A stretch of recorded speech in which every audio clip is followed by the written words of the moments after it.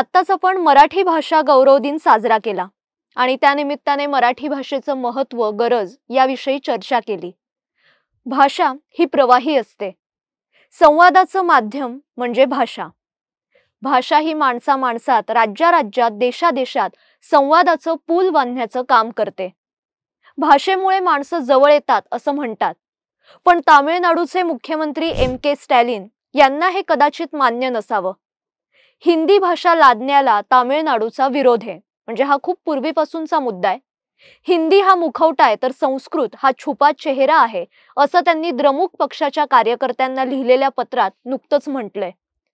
केंद्रातील भाजप नेतृत्वाखालील राष्ट्रीय लोकशाही आघाडी सरकारने धमकी दिली आहे की तामिळनाडू त्रिभाषा धोरणाशी संबंधित राष्ट्रीय शिक्षण धोरण 2020 पूर्णपणे लागू करत नाही तोपर्यंत ते सर्व शिक्षा अभियानासाठी राज्याला निधी देणार नाही।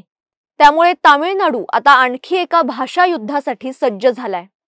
म्हणजे वरवर पाहता हा फक्त हिंदी विरोध आहे असं वाटतं, पण त्या आडून हा हिंदू विरोध आहे। कसं तेच आजच्या या भागातून जाणून घेणार आहोत। नमस्कार, मी बागेश्री पारनेरकर आकार DG9 मध्ये सगळ्यांचं स्वागत करते। भारत हा विविधतेने नटलेला देश आहे।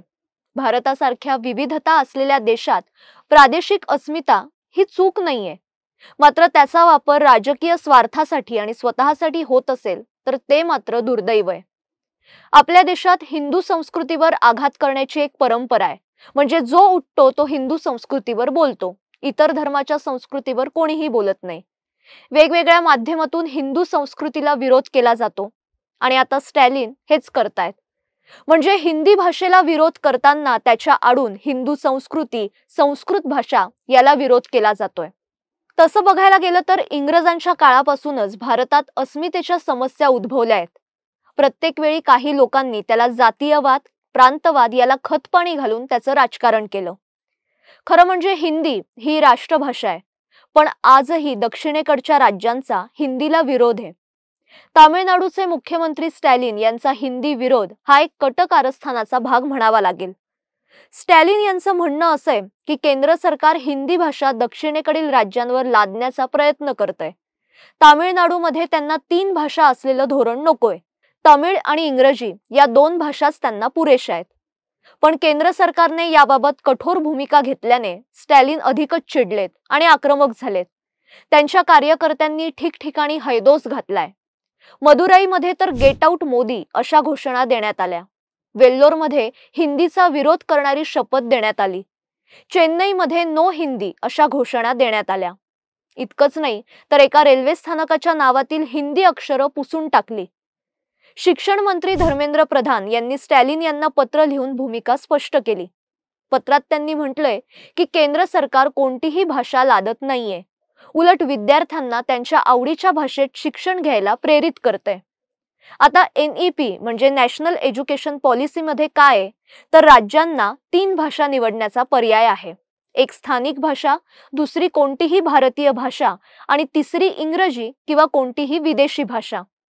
यात हिंदी लादण्याचा प्रश्नच उद्भवत नाही। आणि समजा एखाद्या विद्यार्थ्याला हिंदी भाषा शिकायची असेल तर तो निश्चितच शिकू शकतो, त्याला रोखता येणार नाही। पण स्टॅलिन यांना हिंदी भाषेची एवढी भीती का वाटते? आता याचं एक कारण आहे। जर विद्यार्थ्यांनी हिंदी भाषा शिकली तर ते व्यापक विचार करतील आणि कुंपण तोडून, म्हणजे त्यांनी जे काही कुंपण आखलंय इतक्या वर्षापासून ते कुंपण तोडून ते बाहेर जातील आणि स्टॅलिन यांचं साम्राज्य त्यामुळे धोक्यात येऊ शकतं, ही भीती त्यांना सतावतीये। स्टॅलिन असं म्हणालेत की केंद्र सरकार भाषा युद्धाचं बी पेरतंय आणि त्यासाठी मी तयार आहे। यावेळी त्यांनी 1960च्या हिंसक आंदोलनाची आठवण करून दिली। थोडक्यात काय तर एक प्रकारे आत्ताही हिंसा करण्याला ते प्रोत्साहन देतायत। भाजप नेते अण्णामलाई यांनी स्टॅलिन यांची चांगलीच कान उघडणी केली। त्यांनी DMK नेता दुरई मुरगुन यांचा एक जुना व्हिडिओ पोस्ट केलाय। त्यात ते असं म्हणत होते की संसदेत बोलण्यासाठी हिंदी आणि इंग्रजी या दोन्हीमध्ये पारंगत असलं पाहिजे। भाषिक अस्मिता ही राजकारण करण्याचे एक शस्त्र आहे असं मानून नेते त्याचा वापर करतात। तामिळनाडूमध्ये जेव्हा जेव्हा स्थानिक नेत्यांचं साम्राज्य धोक्यात येतं तेव्हा ते भाषिक अस्मितेची आग पेटवत राहतात। आताही के स्टॅलिन हेच करतायत। खरं म्हणजे हिंदी ही राष्ट्रभाषा आहे संसदेत किंवा अनेक ठिकाणी या भाषेचा वापर होतो. मग ती शिकायला प्रॉब्लेम काय? पण हिंदी नाही तर त्यांना हिंदू संस्कृतीचं वावड आहे. तुम्हाला आठवत असेल तर स्टॅलिन यांचे चिरंजीव उदयनिधी यांनी तर हिंदू धर्माची तुलना थेट डेंग्यू, मलेरिया आणि कोरोनाशी केली होती आणि हिंदू संस्कृती संपवण्याची भाषा केली. म्हणजे यांना हिंदू संस्कृती नकोय हे स्पष्ट आहे. तामिळनाडूमध्ये यांना परकीय इंग्रजी भाषा चालते, पण आपली स्वदेशी हिंदी भाषा यांना चालत नाही. यांना इंग्रजी बोलताना अभिमान वाटतो तर हिंदी बोलताना लाज वाटते. आज दक्षिणेतले अनेक चित्रपट हिंदीत डब होतात, म्हणजे आपल्याकडे लोक त्यांना डोक्यावर घेतात, इतके ते लोकप्रिय झालेत. हे चालतं यांना, पण यांना हिंदी भाषा चालत नाही. हे यांचं दुटप्पी धोरण. एक प्रश्न पडतो की आत्ताच हा मुद्दा पेटवण्याचं कारण काय? तर आता लवकरच तामिळनाडूमध्ये मतदान होणार आहे आणि तिथे भाजपची ताकद हळूहळू वाढतीये. त्यामुळे यांची डोकेदुखी वाढलीये आणि यांना मोदींना विरोध करायचा आहे. म्हणून हे भाषिक अस्मिता आणि हिंदी विरोध आता यांनी सुरू केलंय. जर हिंदी भाषा शिकायला तिथल्या विद्यार्थ्यांनी सुरुवात केली तर हिंदू संस्कृती लोकांपर्यंत अधिक पोहोचणार. विद्यार्थ्यांना बाहेरची दालनं उघडणार. तेच यांना नकोय. आपण राज्य गमावून बसू अशी भीती स्टॅलिन यांना वाटतीये. म्हणूनच त्यांनी भाषिक अस्मितेचं हिंसक राजकारण खेळायला आता सुरुवात केलीये.